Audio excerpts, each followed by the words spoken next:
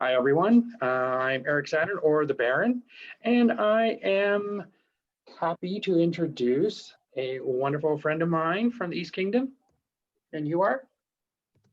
Hello, my name is Freydis Ilska in the East Kingdom, but my maiden name is Miranda, and I am the Chatelaine of my local shire. Nice to meet you, and thank you for joining me.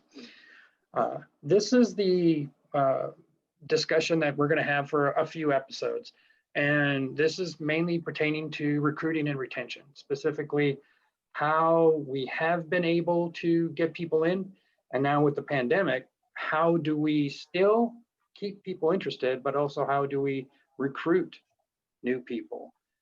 Because it's a new type of situation. And it's quite different because it's so new to everyone. We need to really figure out a good way because to keep this thing going, once the pandemic ends and we get to start going full steam, are we going to go full steam right away because we got a vaccine? Or is it going to be a slow steam where we kind of go it into phases because we have to do like a slow open or anything like that? So, real quickly, if you can give us some of your past examples of what you've done to get people in, and then we'll talk about some really cool aspects on how we can, when this occurs again, how we can keep on doing it and expand on it.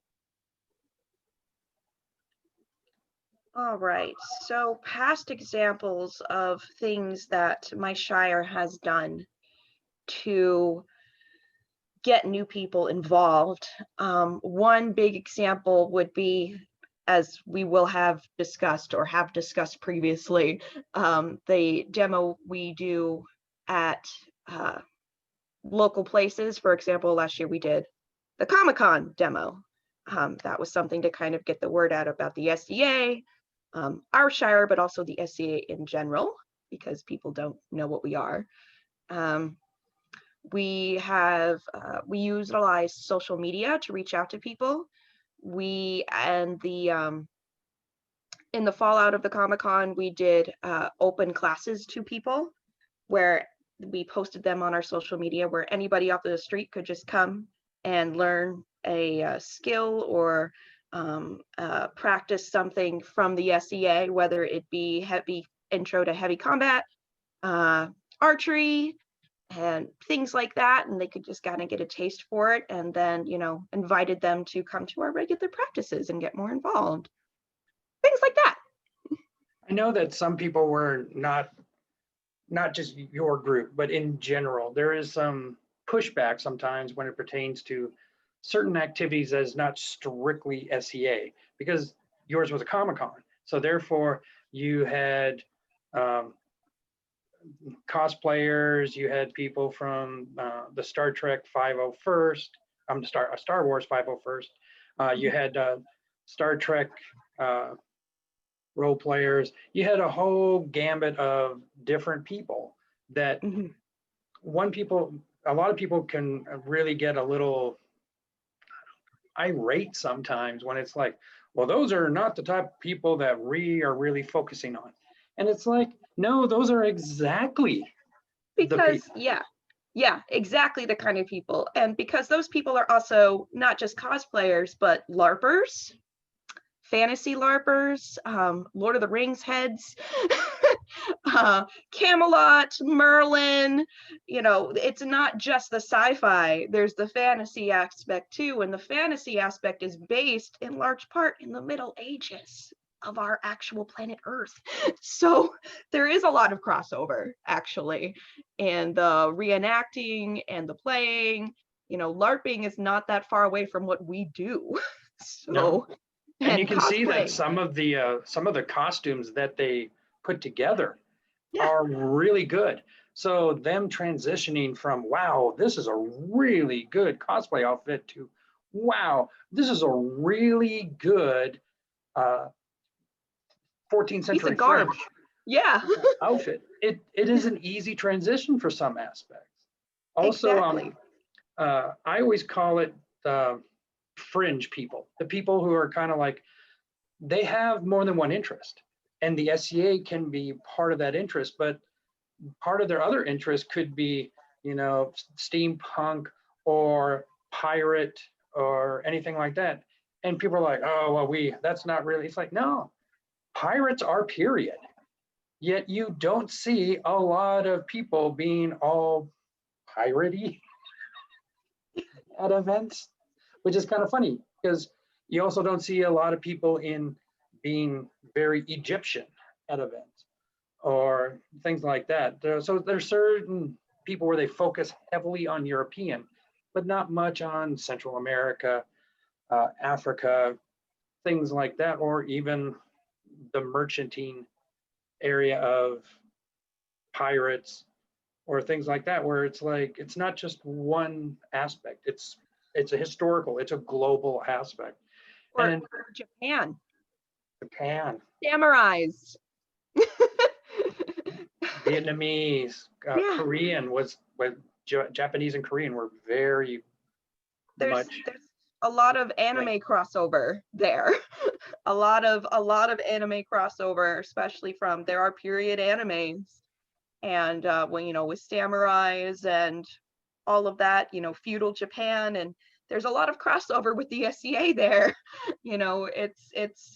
It's silly to just discount, a place like a Comic-Con as a place for recruitment and just for outreach in general, because there's so much crossover.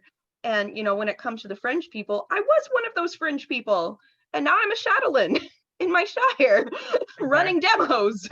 Like that's, I owned a cape before I knew what garb was, like just because that was one of my interests. And when I found out about the SCA, I was like, yeah, I want to do that. But I didn't know that it existed. And that is the 2 points that I'm glad you're bringing up. You didn't know about it, so we need to bring it out more.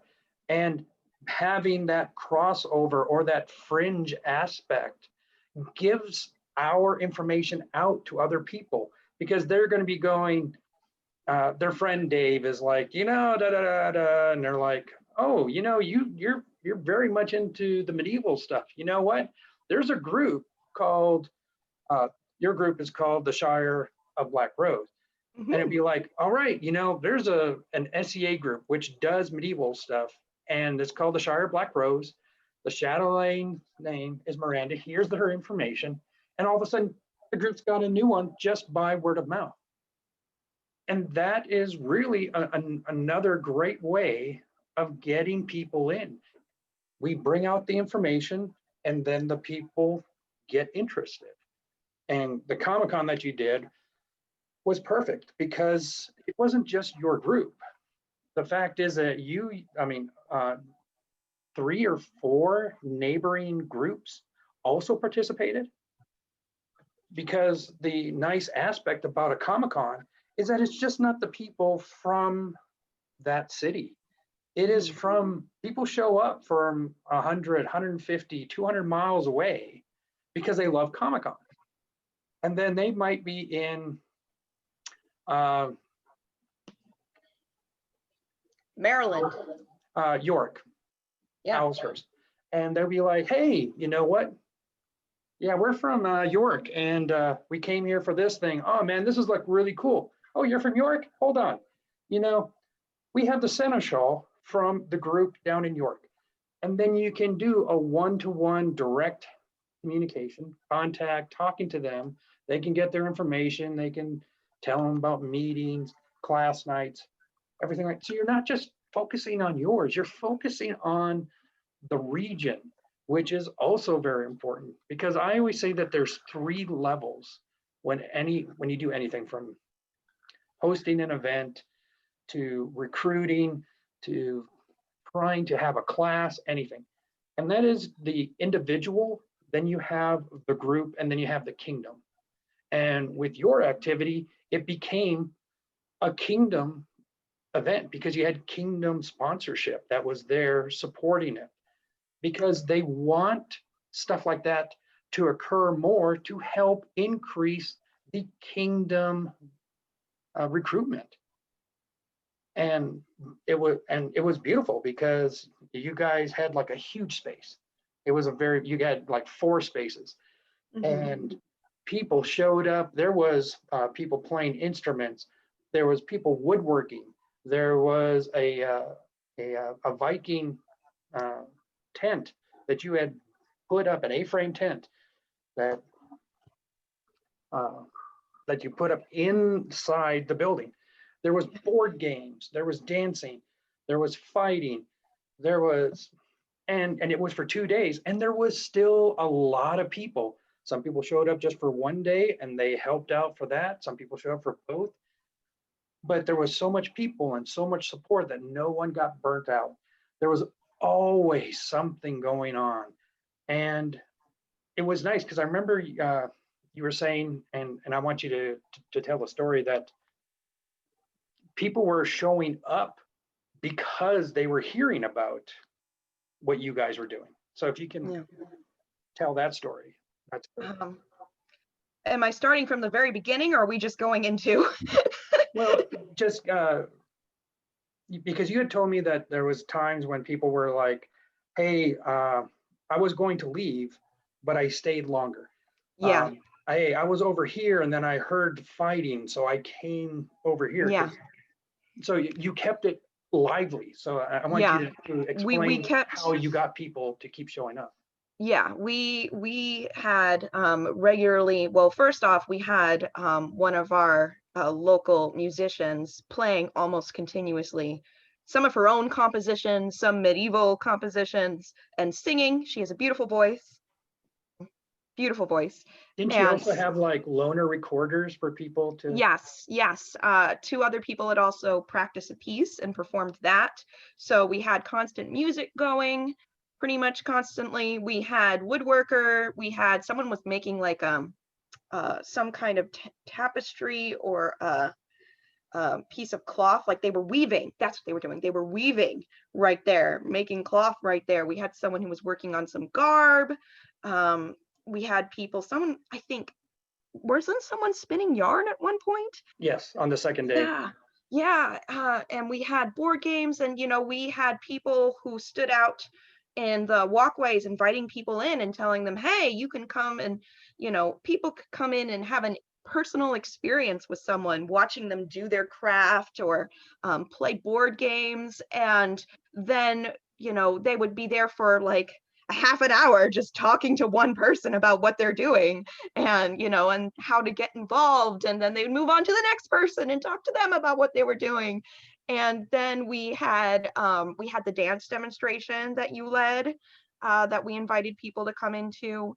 We had several times throughout both days, we had little mini tournaments where we had, like, I want to say 5 or 6 fighters who had a little mini tournament that we had the con people announce to the con that was happening in that far corner that we were in. And we had crowds drawn in around the space we had blocked off for the fighters, and people came in droves, and people came back the next day to see more of us. And the other people in our corner were telling us how the other vendors, about how we had given them more business because that corner was normally empty and pretty deserted, and because we were there, we were helping out the vendors around us too. We were making them stay longer and spend money. We had a candy guy there who was doing really good business because of us. And people, like, I saw people come back multiple times wanting to learn more, and sometimes they were a little shy and needed to be kind of taken aside by someone and talked to a little bit because they were just kind of like overwhelmed, like, what is this? This is great. What is this?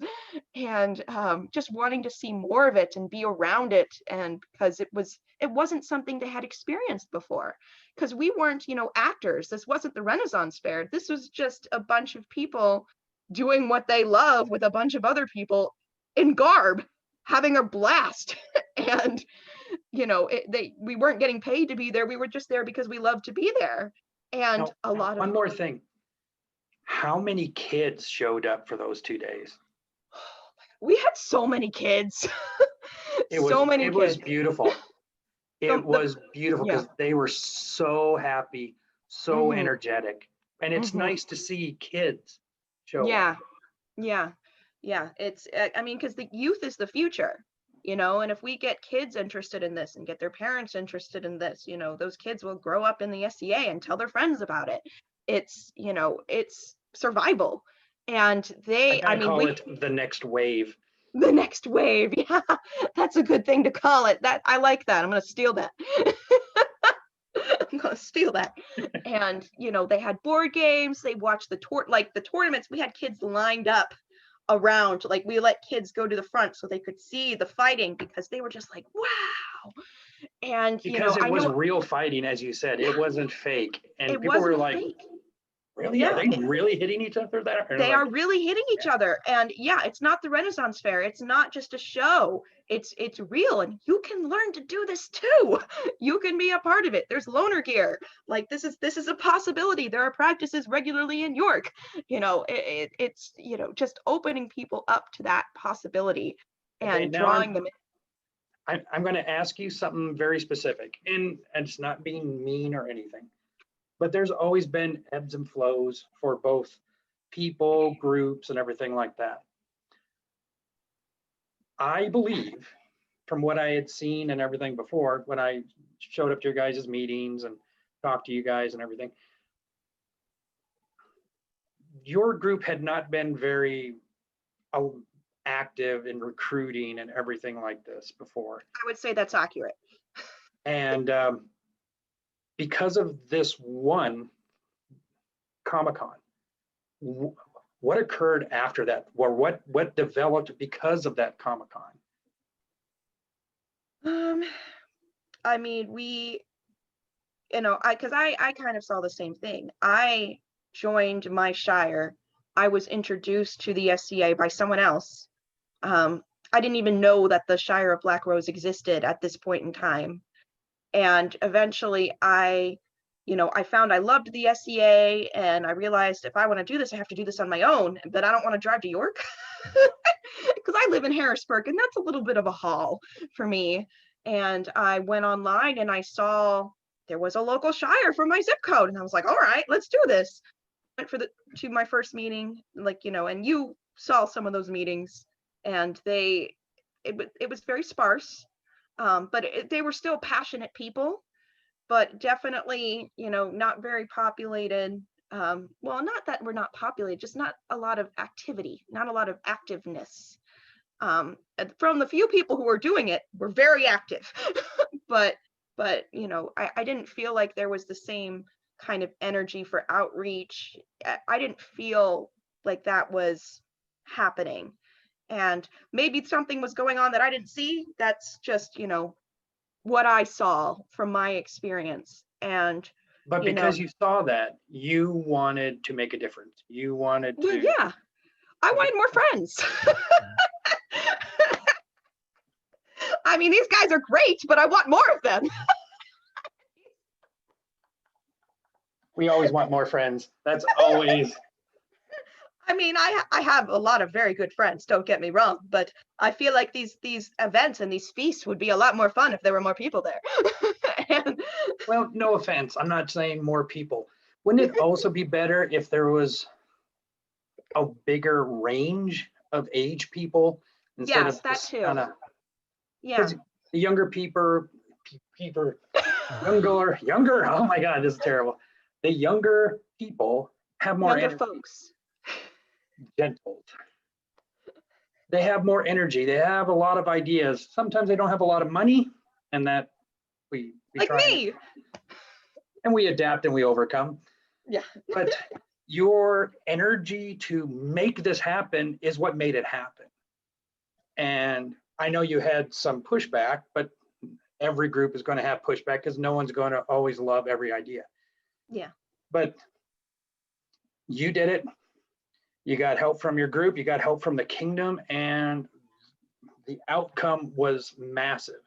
And Yeah. then you actually started getting, I mean, I showed up a little over a month ago again, did a Zoom meeting with your guys' meeting, or when you guys did, and it was like, wow, there's a lot of people talking, a lot of activities, a lot of stuff on the schedule, which is great, which was very different than when it was when I first showed up Yeah. there. It was well, we're doing this and this is the same thing and this is the same thing. And we just got done with a maypole thing where we made some money and that's great. And I'm like, Mhm. hey, that's good. So how many people did you get from this maypole thing? None. Okay, so you're doing it just as a money making thing, and that's totally fine. But what are you Mhm. guys doing to get more people in? And that's when it was like,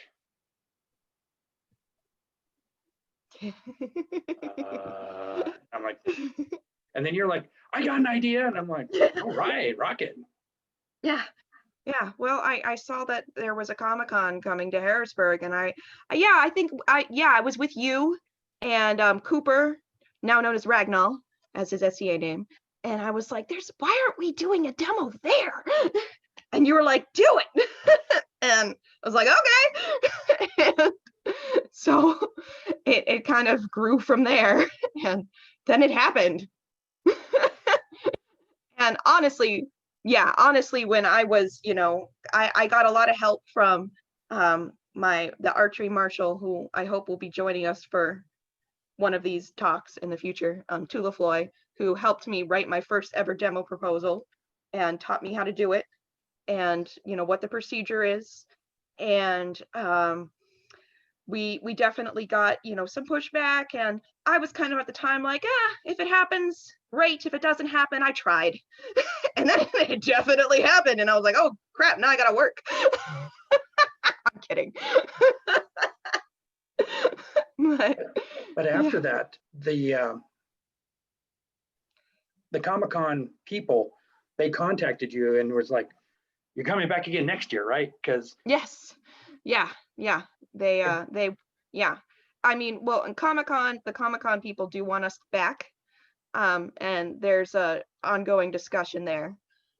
So we'll see what that turns out to be. yeah, hopefully And they'll have it with when this pandemic ends and stuff too. yeah, That's yeah. And I also noticed post Comic-Con just more engagement from our own people. And I even saw that, when we were discussing doing it. I think I've talked to you about how, when we had the meeting, when we had the vote, had the most Shire members I had ever witnessed before in attendance. People I had never seen in person. I'd only seen them online.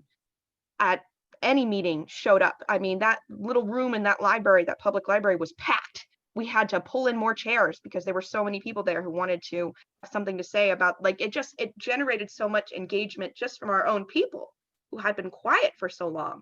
And then afterwards, we had officer elections, that were due to happen because they happen every so many years. And we had people run who hadn't ever run before, including me and others. and that's wonderful to hear because that shows you what you did energized multiple groups, energized members in your own group to become more active or Mhm. to be more vocal and saying, I don't know. And then they say, wow, this worked out great. If we can do this, we can do other things. Now, Mhm. how many people did you get after that, from signups and everything like that?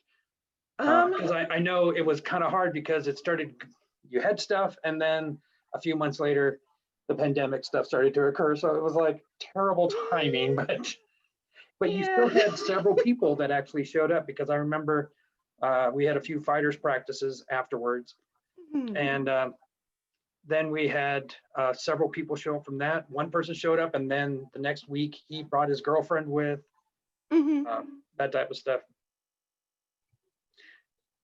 We're Hello, getting to a Tizzy. point. I'm Yay! sorry, I forgot. It's It's okay. Just to let you know we're recording this, so But Okay. everyone, this is Tula Floy, who I had just described as someone who helped me, and was kind of like a mentor and such when I was writing my first demo proposal.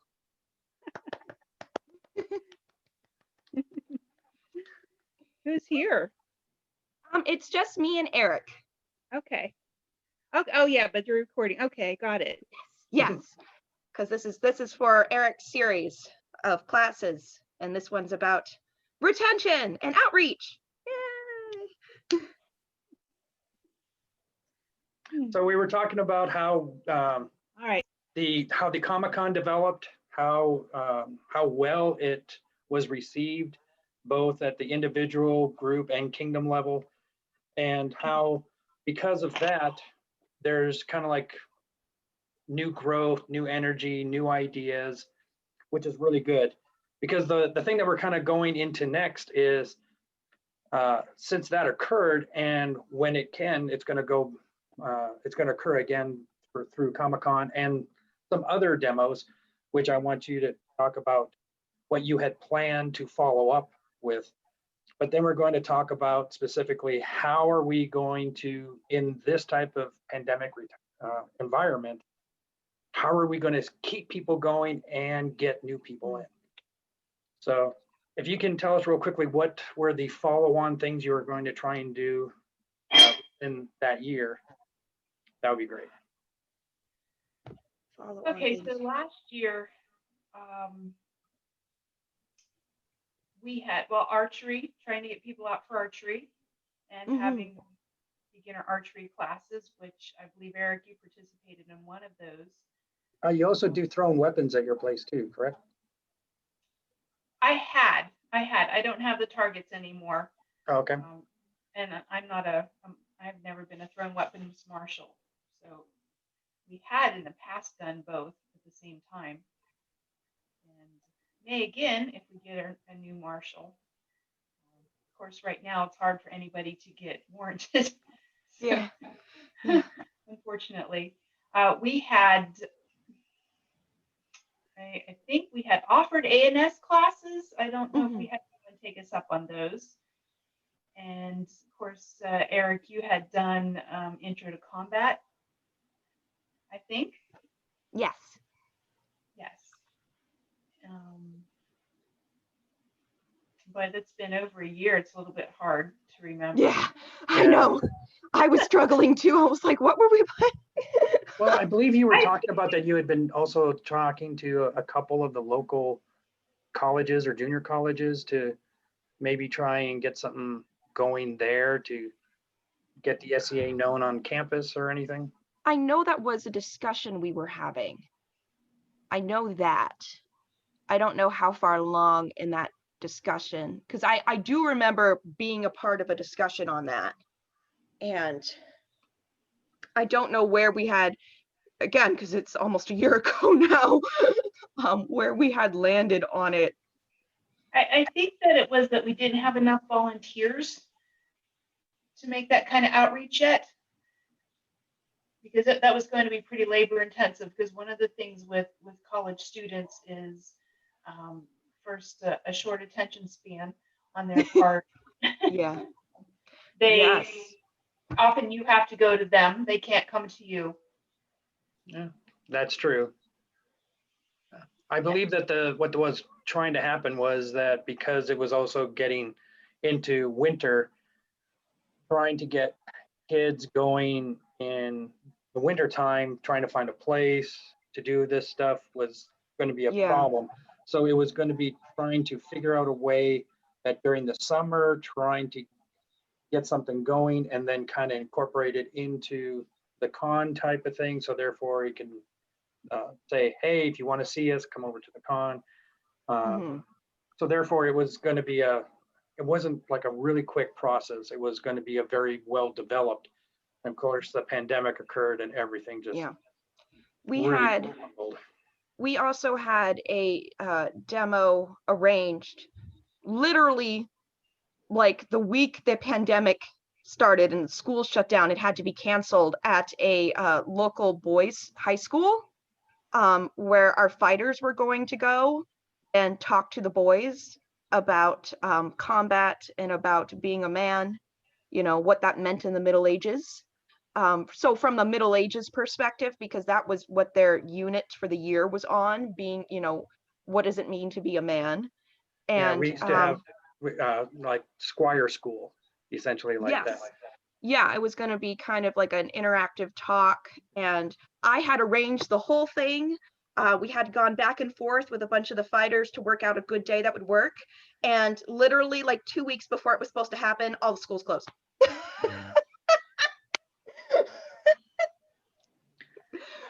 That's a shame. Yeah, it was a huge bummer. Huge bummer. But that was one thing we had, and they had actually reached out to us. They had heard about us and wanted some of our fighters to come in. And so our seneschal handed it off to me, and I talked to the individual at the school and arranged everything, and See, created to a me, Facebook group for it. And that is a perfect good news story for the SCA. When yes, they contact us to say, hey, we got this, can you guys help? And it's like, oh yeah. Yeah. Like when I was up in Vancouver, Canada, the barony of Lionsgate, they had this, I think it was like Thursday night after school ended. The kids would come back that night, and the entire barony took over the school, and they had different classrooms set up with different things. So in the gym, we had fighting, they had classes in home economics for cooking, everything like that. And the kids would rotate like every 20 to 30 minutes for about 3 to 4 hours. And they would come in and they get extra credit and everything. But it was so many kids. And it was after school. It was beautiful. that sounds incredibly cool. It was. That sounds awesome. And I it, would have loved that as a kid. and it was a constant thing. It was just, it went out so well. I think they were like their 14th year when I was there doing it. I'm like, Wow. wow. Yeah. So yeah, when you get it to the point when it becomes an established part of your community or your education system, both junior, senior, junior college, college level, then you know that you are a successful group as far as I'm concerned, because everyone's like, oh yeah, that's really cool. So, all right, so let's talk a little bit about what can we do now to keep things going and active, and especially if, like, for where I'm from, we've actually had probably about 4 or 5 new people actually contact us on social media and saying, hey, just wondering, do you guys have anything going on? Because I always look at things as opportunity. Even though we're in a pandemic, there's a lot of other organizations that have failed. There's a lot of organizations that are, well, we're still alive, but we're not doing anything. So there's people that are still wanting to be energetic. They still want to do stuff, but now they've lost that capability. So now they're looking around. Now is the time for us to kind of capture them and say, oh, you want to do stuff here? We still don't meet in person, but we do a weekly Zoom class. And we're going to be doing classes on heavy on the first, ANS on the second, archery on the third, and cooking on the fourth, or something like that, or rotate it around. So all of a sudden you got some. We're going to do a class on period French garb, or Polish or Byzantine or whatever like that. Or people can say, hey, I'm interested in this time period. Can you guys have a class? And then all of a sudden, someone who's a specialist in that can teach a class. And then that person can slowly start getting hooked. They can start getting connected and saying, hey, Miranda, I hear you're working with kids. I got a question. My niece is going to a preschool. Do you know of a really good preschool around the Lakewood area or anything like that? And at that point, it becomes not just an organization, it slowly becomes a community again, because you start having relationships with people. So what type of stuff are you guys planning or thinking about right now? Well, I want to brag for Tula Floy that she has one of the only approved archery practices that is currently taking place right now in the East Kingdom. So that's one thing we're doing right now that Right. she's doing. She's great and wonderful, and I love her. I'm glad the it's dark. You can't see me blush. Well, congratulations. And I bet you that's because you created a good program or process where people felt safe. They were able to show up, still be social distance, all this stuff. So everyone was like not scared or confused. Yeah, yeah. The method I'm using is the pod method, so that groups of people that it's popular to call them pods.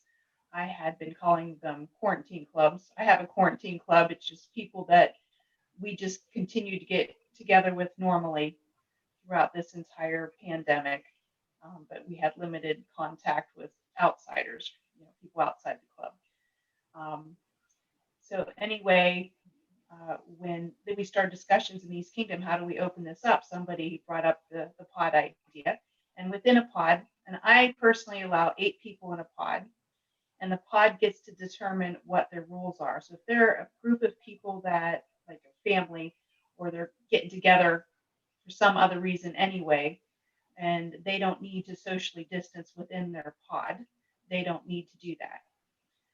I have another pod that's a very small pod that is doing, we wear masks during archery outdoors, and, be careful not to come into contact with each other too much.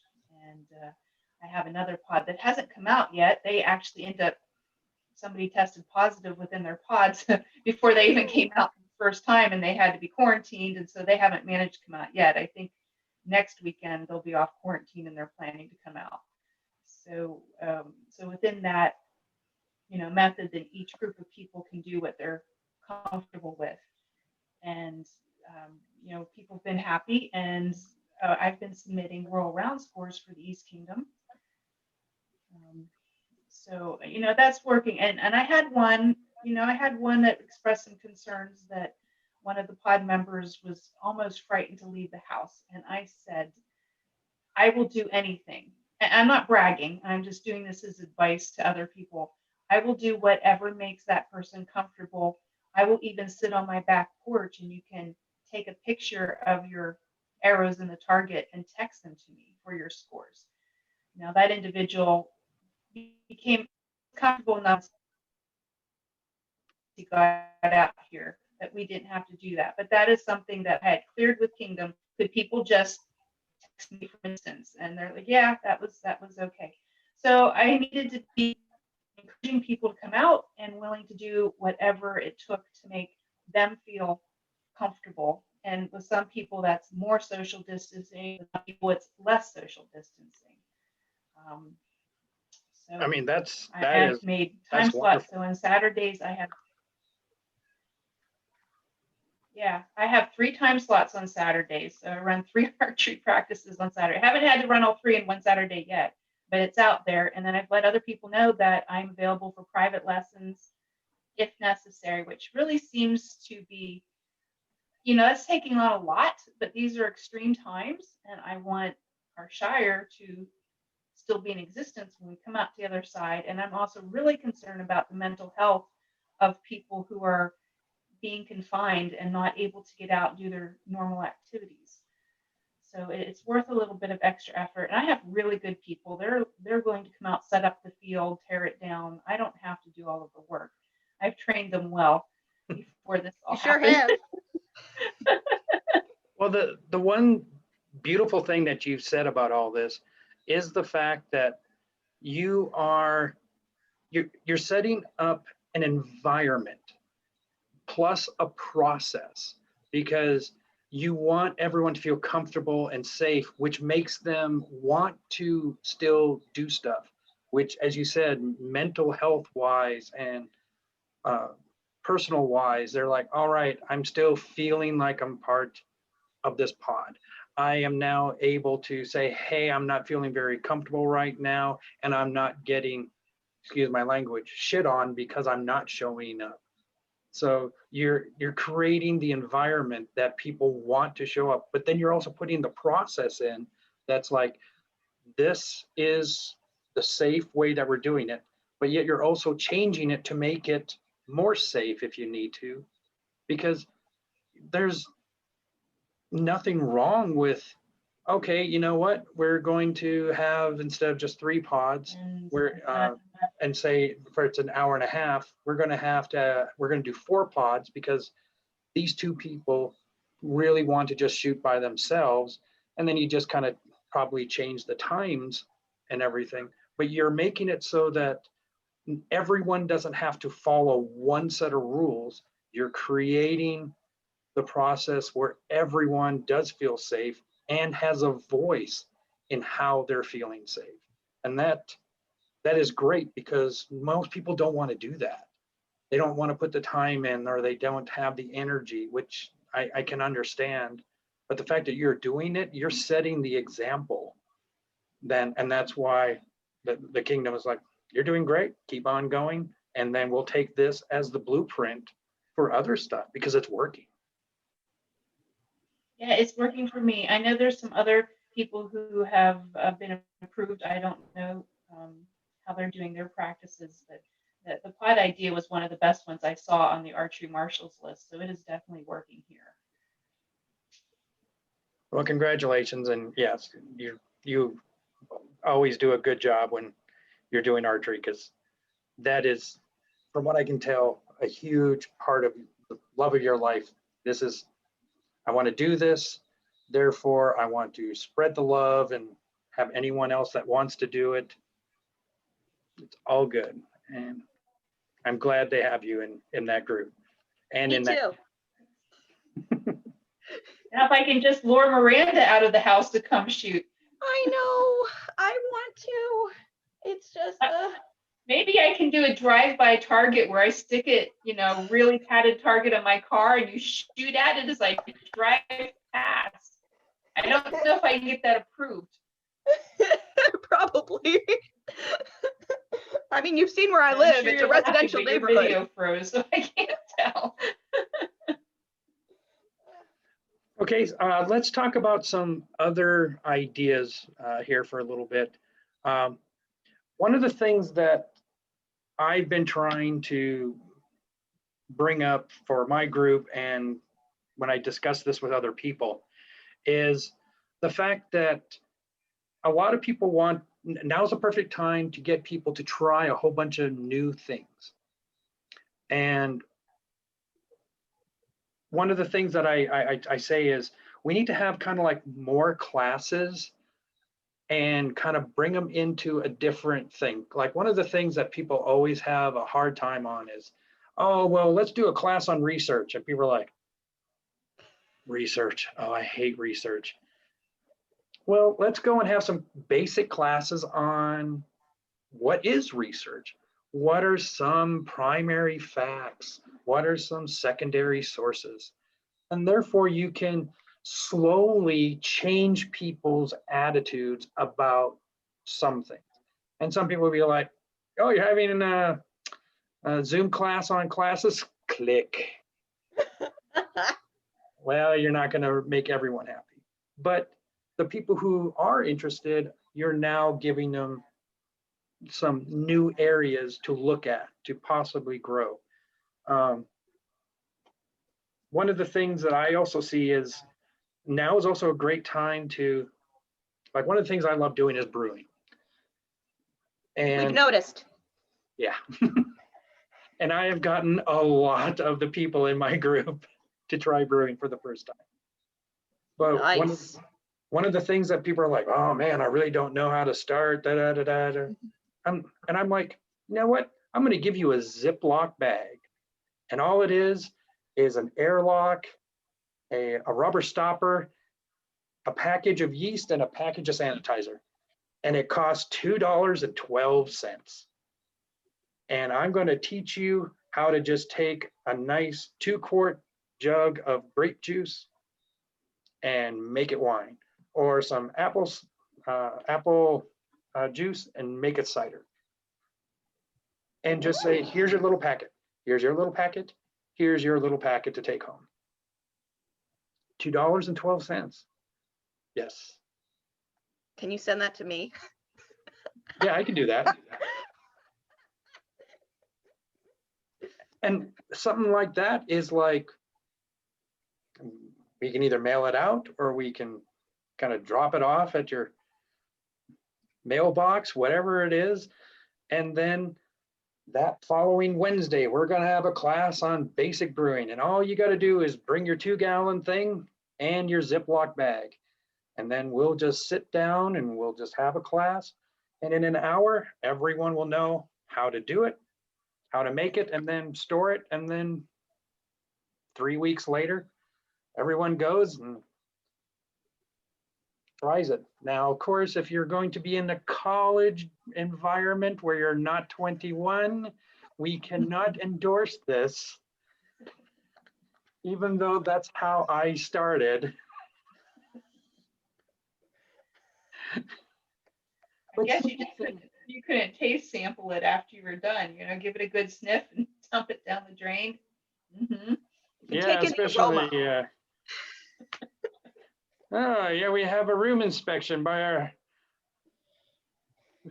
our floor resident landlord. Okay, he comes in, he's like, what the hell is that smell in here?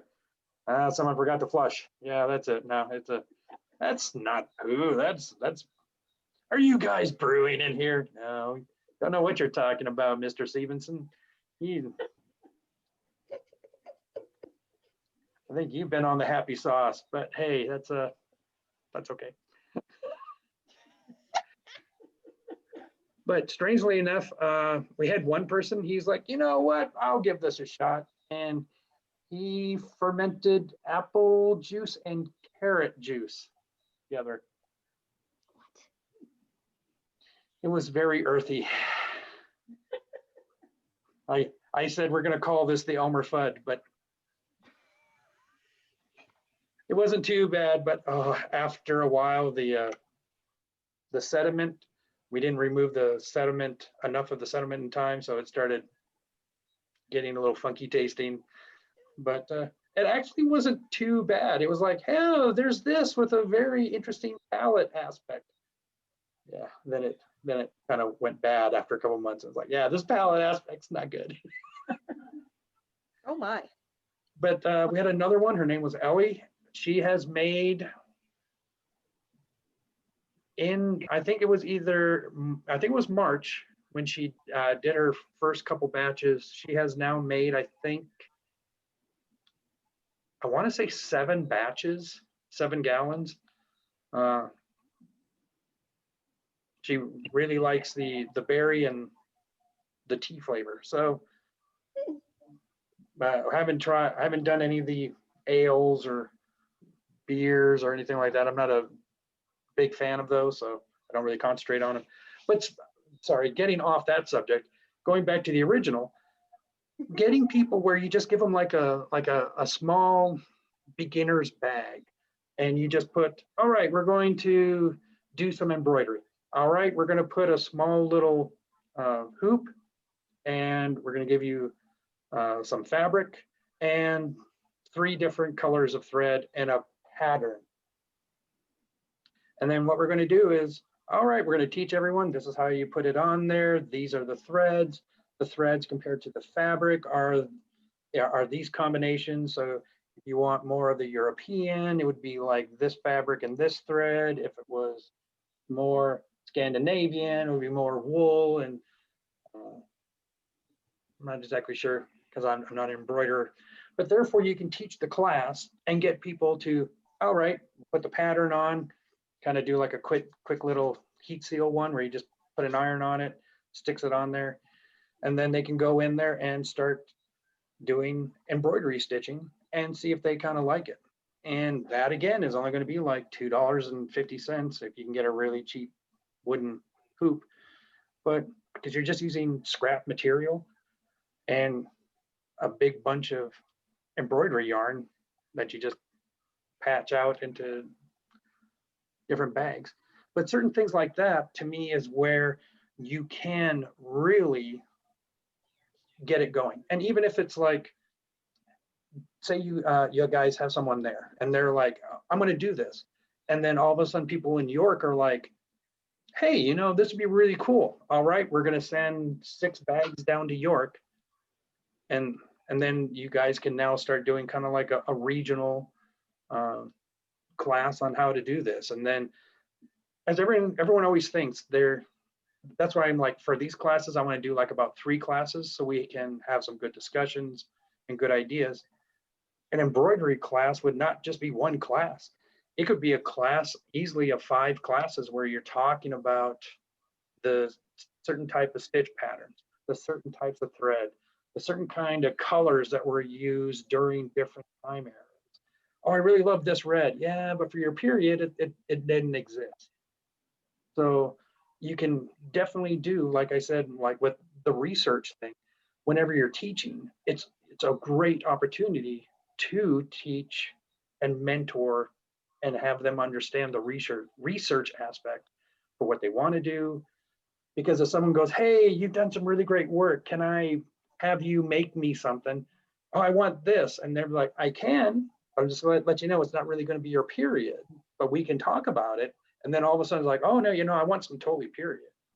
Then all of a sudden you become an expert and people will come to you and they'll ask questions. And it's a nice feeling to, I want to say be smart,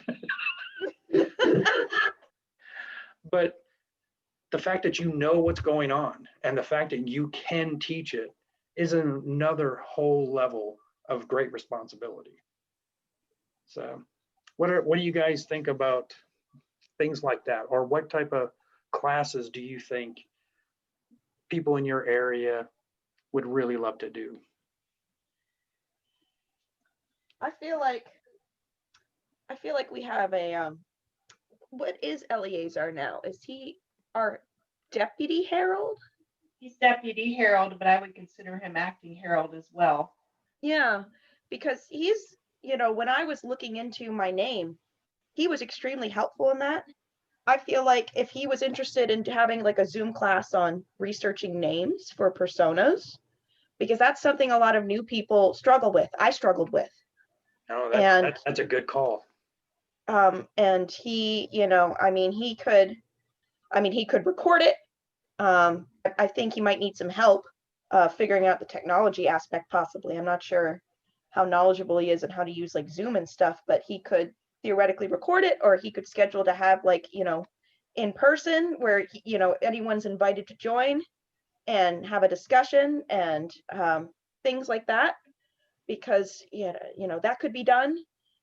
Especially for newcomers, I think that would be, because we do have some people who are newer who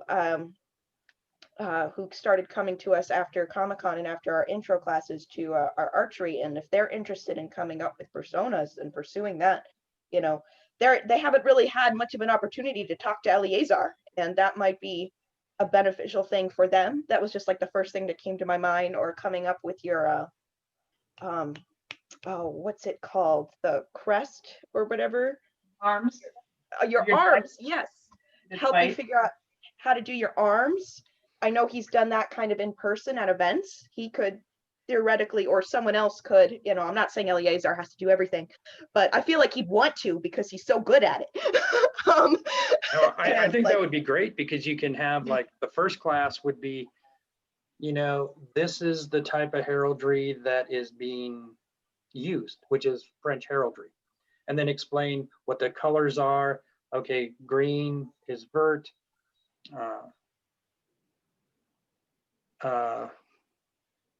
azul, azure, Azul. I think it's Azul. like sable is white, or sable is black. Oh man, this is terrible. See, Well, I'm really good at this. We need Eleazar. Okay, Argent, mine is Argent, sable, wolf head, eyes, ghoul. So sable black, sable is a black background. Argent wolf head, so a white wolf's head, a winged wolf's head with red eyes. So therefore you can have classes specifically like, these are the color names. Sinister is always on the left-hand side of the shield. That's why everyone thought anyone who was left-handed was sinister. Weird things like that. So you can do like a little bit of trivia history on it too. But yeah, having a first class on this is what it is so people can understand, and then give everyone a piece of paper and say, all right, I want you to draw what you would like on your device. And then everyone shows their device and it's like, okay, that would be Yeah. kind of late named this, but unfortunately you have to make it like a rampant instead of just straight down, that type of thing. So therefore it's you develop, you give them enough information to create something, and then you guide them after that with the corrections, which I think would be like a great 3 or 4 person class. In fact, I would say this, the next time you have Comic-Con, get about 300 pieces of paper of nothing but shields. So when the kids show up, they can draw their own shields. I was- believe Eliezer does that already. Yeah, He yeah. does I know I've heard that idea before. Oh. Yeah, Sweet. yeah, No, I think if- that would be a perfect class. I yeah. believe that if a Shire wanted to maybe get kick-started again, perhaps when the weather turns bad, at least, in our northern half of the country here, Mhm. is if some group of people very dedicated, at least 5, 10 if you could get it, would sit down and agree to 3 classes, for example, and each class to run 3 to 5 times, and to set time periods, and at least 3 people for each class would guarantee to show up. So even if you had no new people come, Yeah. you at least had your core group showing up for a class. The class is pre-planned. A lot of the ideas Eric said with maybe sending out materials ahead of time, etc. And you guys get that on the calendar and then be consistent with it would be very important. Yeah. Yeah. And as someone who's still relatively new to the SCA and has a lot to learn, I would be very amenable to attending those classes. I've only been like an active member of my shire for probably 2 years. Yeah, that'd be squeaking by. Yeah, I guess so, because it was Yeah. two falls ago when you started coming out for archery. Mm-hmm. Yes, and you've been Yeah. a very active member. Yeah, and before that I was just kind of like an SCA kind of dabbler, where I went to a few big events and some practices to watch other people hit each other with sticks, and that was about it. And then I got my butt in gear and started actually, because I wanted to learn to shoot things by someone who actually knows what they're doing, teaching me. And I just kind of hit the ball running from then. It kept growing and growing, but I still have, a lot on the historical end, like to learn, and I know there's a lot of people in the Shire who could teach that to me. It's just, when, Yeah. Well, you're the I- Chatelaine. You can create this with the ANS officer. I We're gonna know Classes. This is how we're going to do it. It'll be glorious. I could write my own curriculum. Yes, you could. Now, Yeah. one thing that I'd like the watchers to know is Black Rose is about to run an online version of Shire Wars. And so our attention and activity is going toward that. Yes. And that's going to be in a couple of weekends. But you that- could use that as an advertising tool for saying, after Shire Wars, we're going to be doing these online classes. So if you're interested, please let us know. We'll send you the links. They'll be on our Facebook page. That's true. Yeah. That's true. See, the I other think nice that- thing too is if you do the heraldry stuff, maybe you get someone who's like, oh, this is like really cool. And after like 3 months, they're like, oh, I love heraldry. Hey, I think I'll be I think I'll run to be the next herald. You're like, oh my gosh, someone who wants to do something that we don't desperately have to ask someone, please be the herald. Yes. Do you think I can make a really exciting online Exchequer class? Woo! You know I how was to make it literally thinking that. You know how to make it exciting? All right, this is what you can do. Now the exciting part is, this is what you can't do.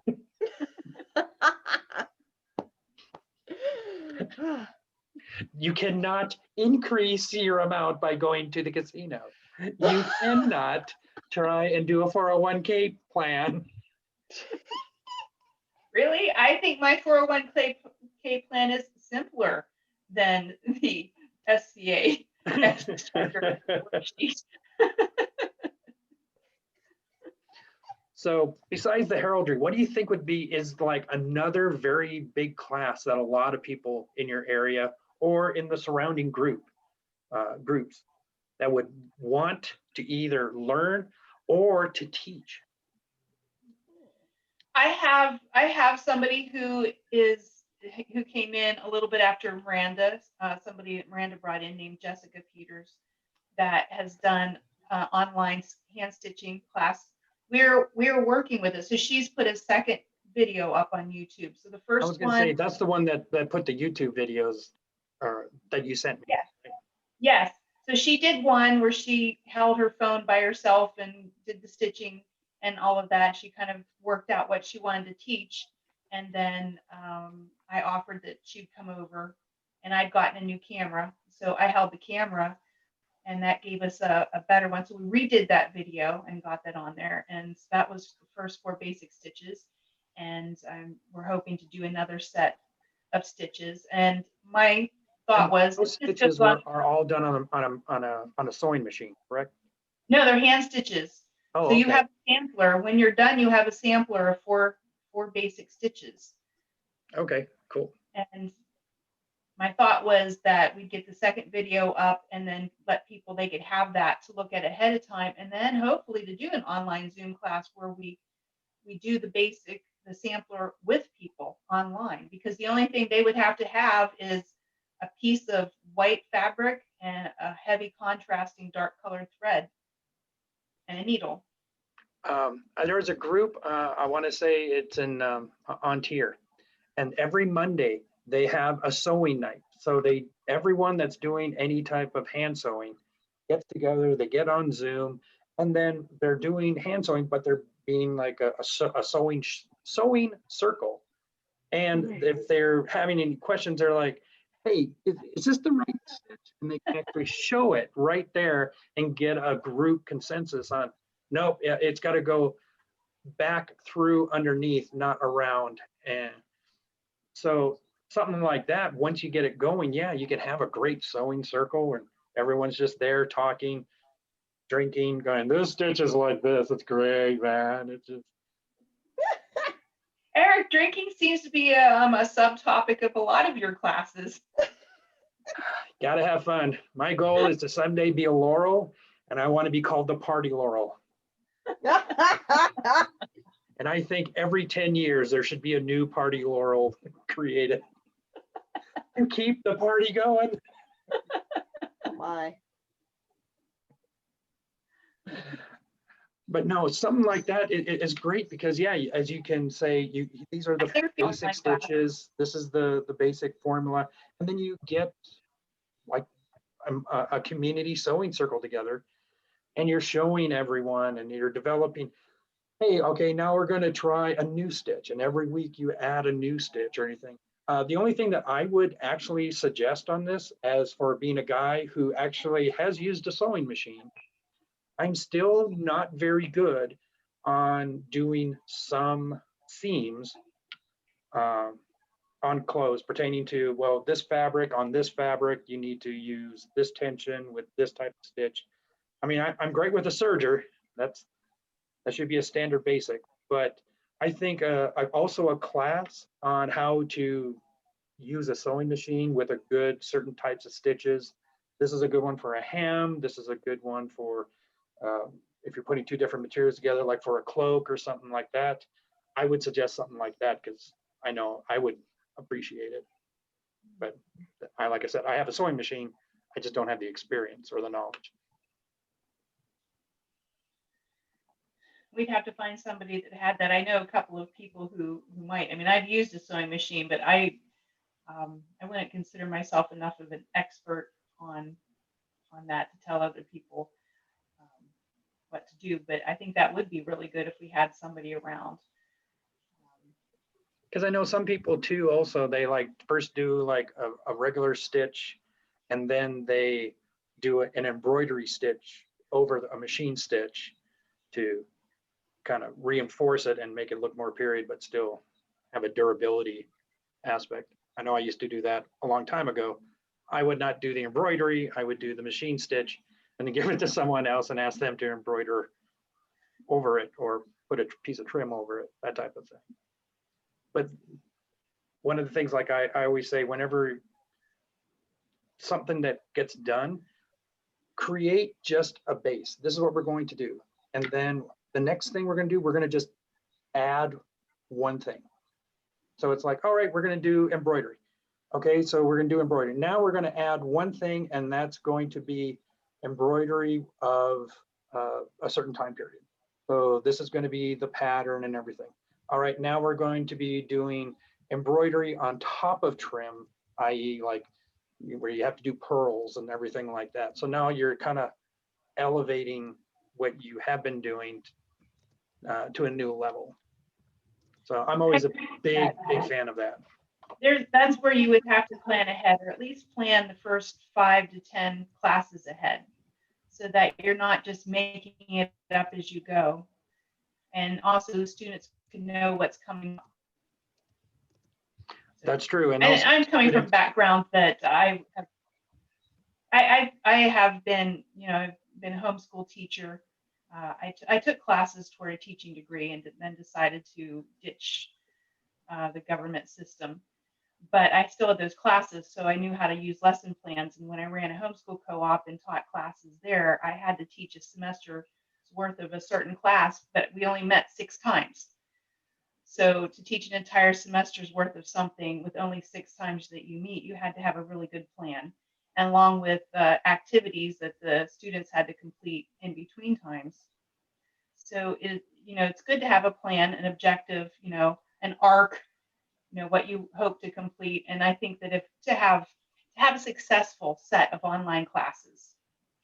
I totally agree. Yeah, we'd have to get together with the teachers and make too. sure they had a plan. Yes. Yep. All right. Well, it's been a little bit over an hour. So what we'll do is we'll end on this note. And I want to thank both of you for showing up. And we'll make sure we keep on with this, if that's good with you guys. And so we'll set up another time. And I want homework time. I want you guys to think of 3 things that you think should be either taught or stuff that you think you can teach as a class, and come up with just a little outline or a program where you say, okay, I think we should have this type of class. I'll teach it.